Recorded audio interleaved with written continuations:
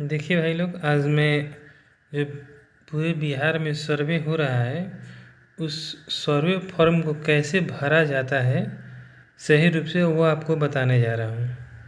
क्योंकि मैं भी सर्वे डिपार्टमेंट से ही बिलोंग करता हूँ और ये आज रैयत को फॉर्म भरने में बहुत ज़्यादा परेशानी हो रहा है, इसलिए आज मैं सही तरीके से ये बता रहा हूँ कि सर्वे फॉर्म कैसे भरा जाता है। तो चलिए आज केवाला के अनुसार आज फॉर्म भर के आपको बताएंगे। जैसे मान लीजिए यहाँ राजस्व ग्राम है। राजस्व ग्राम को मौजा भी कहा जाता है। आपका किस मौजा में आपका ये ज़मीन है। तो जैसे मान लीजिए कि मैं मधुबनी ज़िला के माधवापुर ब्लॉक से आता हूँ और माधवापुर मेरा गांव भी है।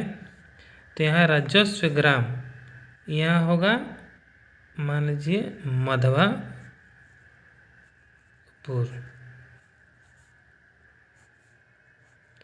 राजस्व ग्राम कहने का मतलब है मौजा। जिस मौजा में आपका खेत हो उस मौजा का नाम यहाँ रहेगा। ठीक है, तो मान लीजिए माधवापुर हो गया। उसके बाद थाना नंबर, ये थाना नंबर कौन सा थाना नंबर पूछ रहा है। ये पुलिस स्टेशन का थाना नंबर नहीं, जो उस राजस्व ग्राम का थाना नंबर रहता है, मौजा नंबर, वो यहाँ मौजा नंबर लिखा जाता है। तो जैसे मान लीजिए थाना नंबर माधवापुर का 58 है।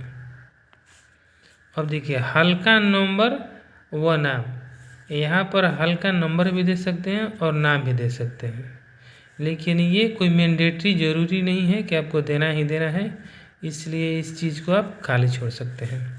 और आगे बढ़ते हैं। देखिए अब पुलिस थाना आपका जो पुलिस थाना है, पुलिस स्टेशन है, वहाँ कहाँ पे है वो देना है। जैसे तो माधवापुर का ही है, माधवापुर ही है, माधवापुर।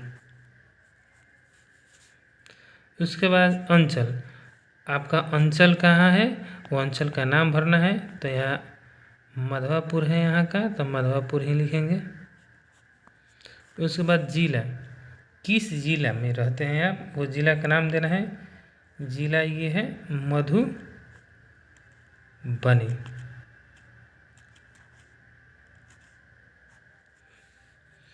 उसके बाद देखिए, एक बार सभी लोग अच्छी तरह से समझ लीजिएगा कि जो सर्वे होता है वो सर्वे कभी भी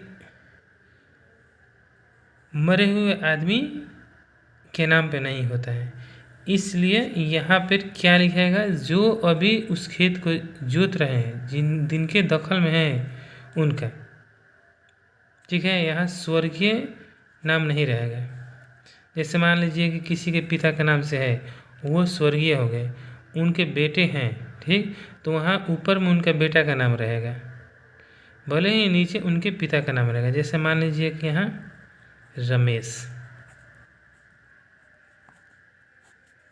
रमेश कुमार।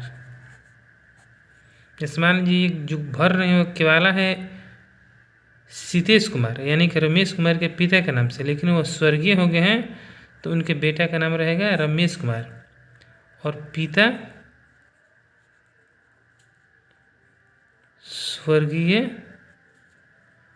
सीतेश कुमार। ठीक है, क्लियर है। जैसे मान लीजिए जो केवाला भर रहे हो वो केवाला है सीतेश कुमार के नाम से, लेकिन वो अभी इस दुनिया में है नहीं, तो वो सर्वे रमेश कुमार अपने नाम से करवाना चाहते हैं, तो रमेश कुमार का ऊपर नाम रहेगा और सीतेश कुमार का नीचे नाम रहेगा। ठीक है, अब देखिए ये अस्थाई पता कहने का मतलब अभी फ़िलहाल में कहाँ रहते हैं। अभी फ़िलहाल आप जहाँ रहते हैं वहाँ अस्थाई पता देना है। जैसे मान लीजिए यहाँ अस्थाई पता मेरा माधवापुर है, माधवापुर, तो माधवापुर ही देंगे। थाना भी मेरा माधवापुर है, तो माधवापुर देंगे। ठीक है, इस तरह से। अब चलिए खाता, खाता केवाला पे खाता और खेसरा दोनों अंकित रहता है, तो उसी चीज़ को देखकर आप लोग को सही से भर देना है। जैसे मान लीजिए यहाँ खाता 28 है, 28 दे दिए, ठीक है। यहाँ खेसरा है 12-15, 12-15 दे दिए।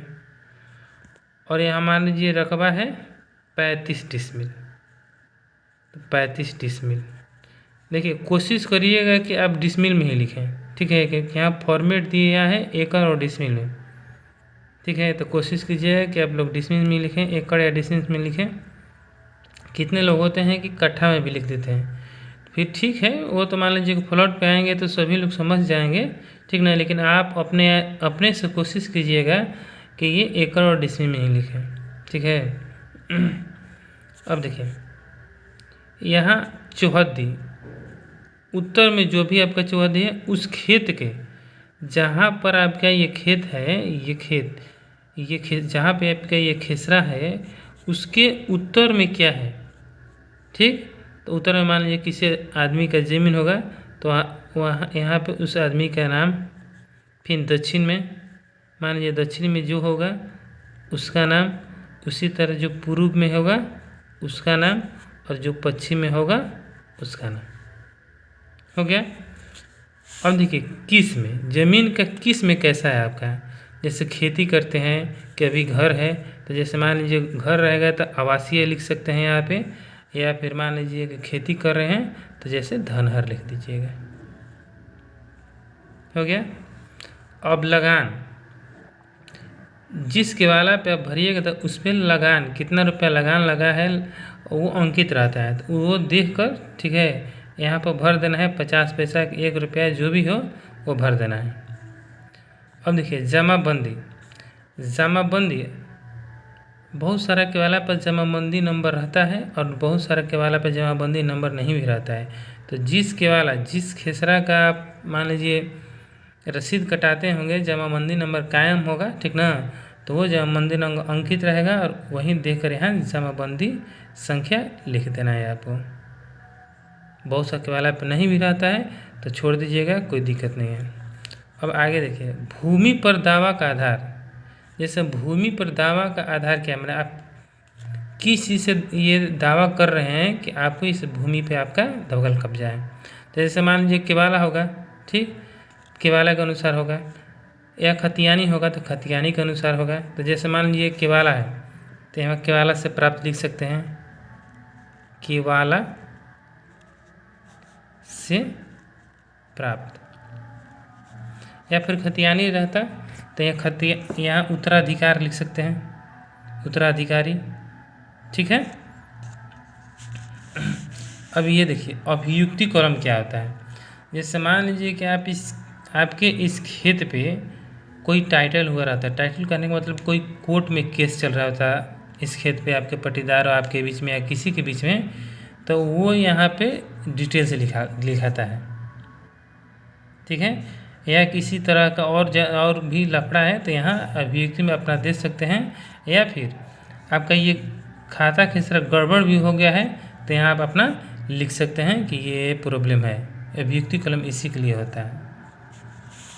और आगे देखिए, चलिए यहाँ मोबाइल नंबर अपना दे देना है, ठीक है, और यहाँ आधार नंबर, और यहाँ पर रैयत का हस्ताक्षर या अंगूठे का निशान। तो रैयत कहने का मतलब कौन कौन रैयत, ये रमेश अब क्या हो गया, यहाँ पे रैयत हो गया, ये रैयत नहीं, क्योंकि ये तो स्वर्गीय हो गया और स्वर्गीय आदमी के नाम पे कभी सर्वे होता नहीं है, ठीक है। अब ये रमेश कुमार रैयत हैं तो यहाँ पे क्या लिखेगा कि रमेश कुमार का यहाँ अगर पढ़े लिखे हैं तो हस्ताक्षर करना होगा, अनपढ़ है तो यहाँ ठप्पा लगाना पड़ेगा, ठीक है, कोई दिक्कत